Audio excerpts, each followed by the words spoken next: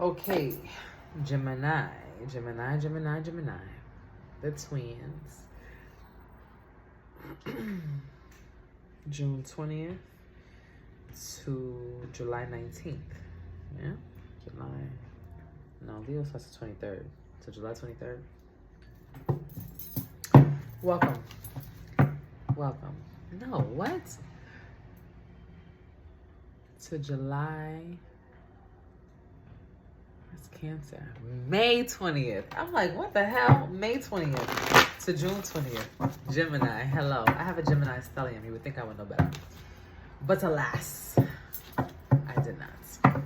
Hola, mi gente. Greetings. ¿Cómo estamos? How are we? It's me, your girl, Shay Alexander, la negratienesazon of Sprinkle Sazon, Apothecary Botanica. You know how I do.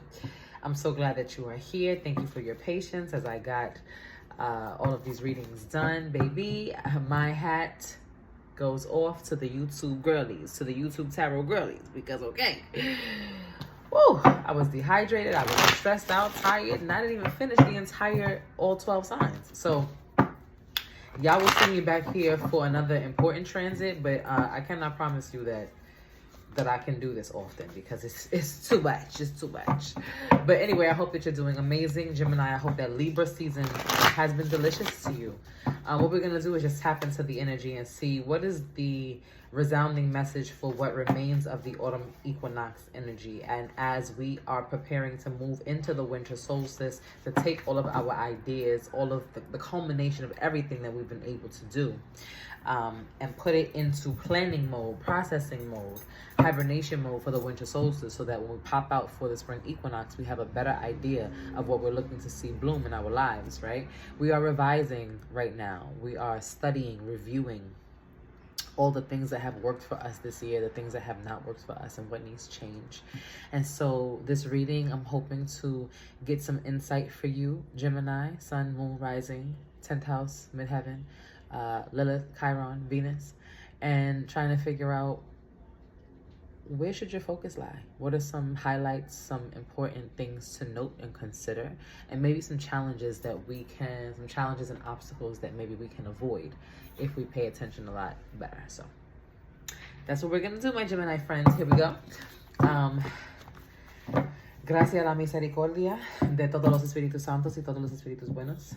Dígame los mensajes que yo necesito que saber en ese momento for the Gemini collective that are joining us here on YouTube. We ask that only spirits of light enter into this space, and that spirits of darkness find their light elsewhere. You are not welcome here. Padre nuestro, que estás en los cielos, santificado sea tu nombre. There we go. Venga a nosotros su reino. Hágase tu voluntad en la tierra como en el cielo. Danos hoy nuestra pan de cada día, y perdona nuestras ofensas como también nosotros perdonamos a los que nos ofenden. No nos dejes caer en la tentación, y líbranos del mal, porque tuyo es el reino, el poder y la gloria, por siglos y los siglos. Amén. Ashe. So Spirit, what is the collective message that Gemini needs to know at this time during the autumn equinox, moving into the solstice? What is important for Gemini to pay attention to? Whoa, don't burn my house down. 7 of Swords is the first out. Whoa, the Sun, Death, 2 Swords. Hold on. See, well, I'm not going to take all of these because that was kind of chaotic. I don't know how that came out. 7 of Swords and the Sun are out. Okay, what you got to say, Spirit? Goddamn. King of Pentacles in reverse, 3 Swords, the Hierophant. Anything else before I clarify?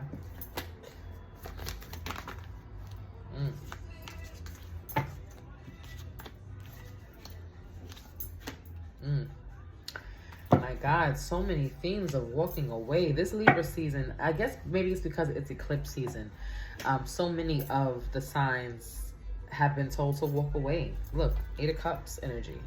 Walk away because of betrayal. 7 of Swords. That's the first card out. 3 of Swords here. This deep, agonizing pain of having to let go. But, you know, on the flip hand side, the Hierophant is here. 6 of Wands is in reverse. The Sun is in reverse. But the Hierophant is upright.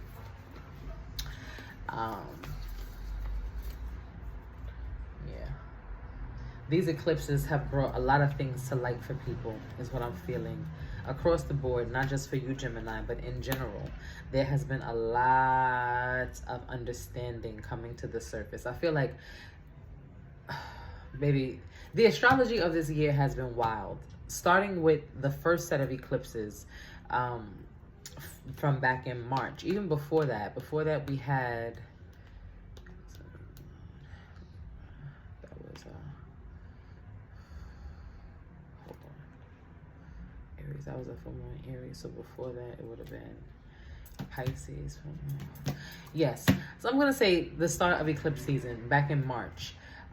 The astrology became very, very violent, right? And I remember writing that, like doing a recap on March and April being like, what the hell? And then April's astrology being even more violent because we had the lunar eclipse in Aries, then we had then we had the solar eclipse in Aries, and then there was just like a bunch of other shit going on, and then there was a parade of planets, and there was this and that and that and this.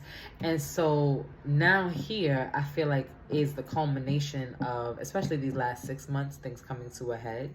And Gemini, if you were shaken back then, check your signs and, you know, your houses, your placements, and tell me where Libra falls in your chart, Gemini, because it feels like there's a closing of a chapter here that goes back to that story that started in March. Now, for you, Gemini, this feels more like a personal war. I just finished Taurus reading, and they were having an overall transformation, right? Similar to Pisces. I know Capricorn was having a difficult relationship time. But for you, Gemini, this energy that you need to walk away from and kind of eradicate from your life really is a feeling of self-betrayal. This feels more so connected to career also for you, Gemini. This feels very, very focused energy. So I'm grateful for that. Thank you, Spirit. King of Pentacles is here in reverse with this Two of Pentacles as well. Then the Sun is here, Hierophant, all these things, right? And so what's coming through for me is essentially that, Gemini, you know that in order for you to realize the entirety of your potential, that you will have to do things that make you uncomfortable. Now, again, Gemini, this message feels so personal. It feels so internal. It's like it has so little to do with what's happening outside of you, and it has more so to do with your level of commitment. Like, I feel like for a lot of you Geminis, this Seven of Swords energy, this Three of Swords, this Eight of Cups, this feels like self-betrayal. Like you feel like if you do the right thing, that you're betraying yourself. And this is only going to resonate for a few, right? It's a collective message, so it's not for everyone. But you see this walking away, and then this sitting here, and this agonizing, this, oh my God. This feels very much like, if I bite the bullet and I actually vote this election, I've given up. What would my college friends say about me, right? People who knew me for being a liberal all my life. What would they say about me for actually voting? But Gemini, you have to give yourself some grace. You were an 18-year-old college student when you made all those claims, and you had all of these like very adamant views that you shared on Facebook 15 years ago, right? But now you're a 35-year-old, 38-year-old mom of 4. It's okay to be conservative or conservative or reserved about some things that you used to be liberal about, right? For some of you, it feels like, okay, fine, fuck it, I'm gonna settle down, I'm gonna lock in, I'm gonna get married, I'm gonna lock in with this one person, I'm gonna stop playing the field, I'm gonna, do the right thing, I'm gonna be honest, come home at night. And for some of you, you're sitting here like, but I said I was gonna be a player for life. I'm betraying myself. I'm betraying the homies, right? What Jay-Z said, like, I'll be forever macking. But now you don't want to Mac no more. The Mac, it's the return of the Mac. The Mac is going back to the person who made them feel good and feel secure, and that's okay, right? Because you're older, or you're wiser, or you've changed, you've had experiences. Maybe you used to really be screaming like, I'm gonna be a player for life, right? I'll never find the one, and then you found someone who blew your mind. And it's okay to be like, wow, you really You really did that. I want to be here with you. And for some of you, it's like, okay, I have to settle in and get a full-time job. And you've been freelancing your whole life and gigging and, you know, living off of your creations and your creativity. But now it's time for you to really hunker down, get you something that is more stable in the eyes of society. And that feels like you are beside yourself. Like you don't know, who am I anymore? I never used to be like this. I never did this. I never saw this for myself.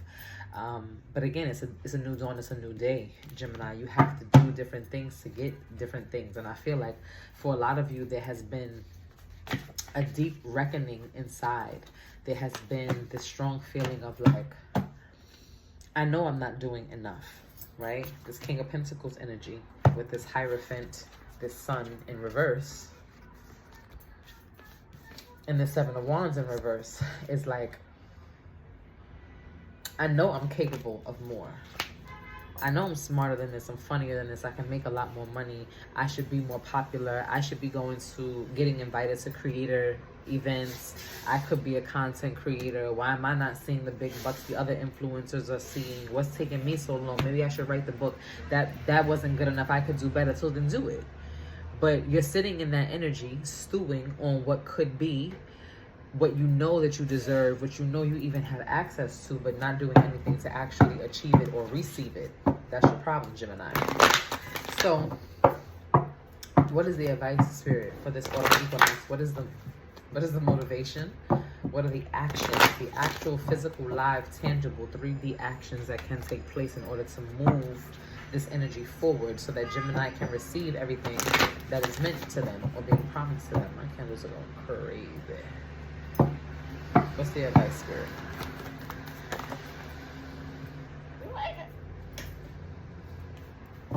One more, look at that. Just like the water, I felt this way in years. Okay. Just like the water. So, ooh, that one wanted to come out bad. Soulmate. That one wanted to come out bad, baby. Interesting little message. I like that, though. I like that. So the first card out was Transmute, number 44. Gracias a la misericordia de Santa Marta la Dominadora, mi principio, mujer. Fire, 27. Water, number 18. Fire and water. Love that. Divine Feminine and Friendship is also here. And then Soulmate is a card that was peeking through and then it actually jumped out the deck. So, Gemini, for you, the best advice moving forward in terms of being able to release yourself from these shackles of, this is who I was, this is who I want to be. If I do this thing, I'm betraying my morals. I thought I was always going to be that way. Is to really embody the wisdom of the snake. Snake wisdom is potent wisdom. Okay, it's very, very potent wisdom. Snakes are ancient spiritual mystic beings, and they help us to really understand how to walk in between worlds in many different ways. And so if you are a seasoned spiritualist and a mystic and a medium, they can help you to communicate with the other side. But if that is not something that is in your toolbox, they can help us to just really grow comfortable with the consistency of change, right? We always think that change is so disruptive and so challenging and, oh, things are never going to be the same. But things are never the same. Things are shifting every single day, and snake wisdom helps us to understand that, the pain through the stretching and the shedding, but also its connection to the earth. It's one of the closest animals or beings to the earth, right? Because it literally just slithers on its underbelly. And so it is in constant connection with the natural circadian rhythm and the heartbeat of the planet that we live on. And so I would recommend to you, Gemini, getting more familiar with snakes. If you already have pet snakes, connecting with them, using your parcel mouth skills to ask how can they assist you in this journey moving forward from shedding what is old and moving toward what is new. If you don't already have a connection with them, maybe getting more affiliated with snakes, going to a pet shop and seeing one, going to a zoo, a place where they're encased, reading up on their spiritual wisdom. And then there are so many different spiritual tools. You can actually purchase snake skin from hoodoo or occult shops. I don't have any, but there are some that do. I'll share some in the link below. And then there's also snake oil that you could use for protection. They're also a really beautiful protection energy to work with. And then you can just have some like snake skin around you, snake skin print, pictures of snakes, snake skin boots, shoes, etc.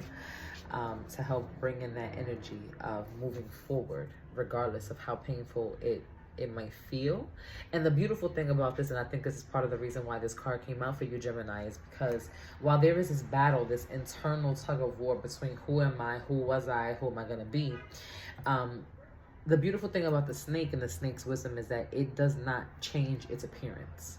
So the snake may grow bigger in size, right? But you notice that over time. It's not like a super stark difference that happens where you become unrecognizable. And I think that is a gem that some of you Geminis need to hear, that when your change or your growth is happening on an internal level, it will start to manifest externally over time, right? And it will be very visible and noticeable to the people who are open to that change or who need to see that change. But you don't have to worry about people thinking that you are going to be somebody different, right? People saying, oh, I don't know who you think you are. Who is this person? They seem so different. The change is happening first within you, believing that you deserve better, that you know you should have more, you should be more disciplined so that you can open your arms to receive all the things, all of the abundance that is promised to you. But it's not going to alter your appearance or make you look so vastly different from who you are. You will still be recognizable to yourself in the mirror and to the people who love you, right? Then the other cards coming out are fire, water, friendship, soulmate, and past life. One other thing about the snake wisdom is that it is divinely feminine, right? When we think about Kundalini energy and chakra healing and the movement of chi and how we can balance ourselves out from stagnation, we think about, again, the movement of the snake, the spinelessness of it all, and how we can ebb and flow into situations that are constricting for other beings that are more rigid in their stance, right?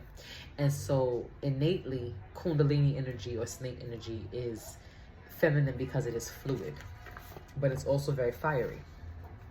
So I would recommend to you, Gemini, at this time, in addition to connecting with snake energy, connect with your feminine energy, regardless of your gender expression or identity or sexual preference, right? Spend more time around those who consider themselves to be feminine or divine feminine.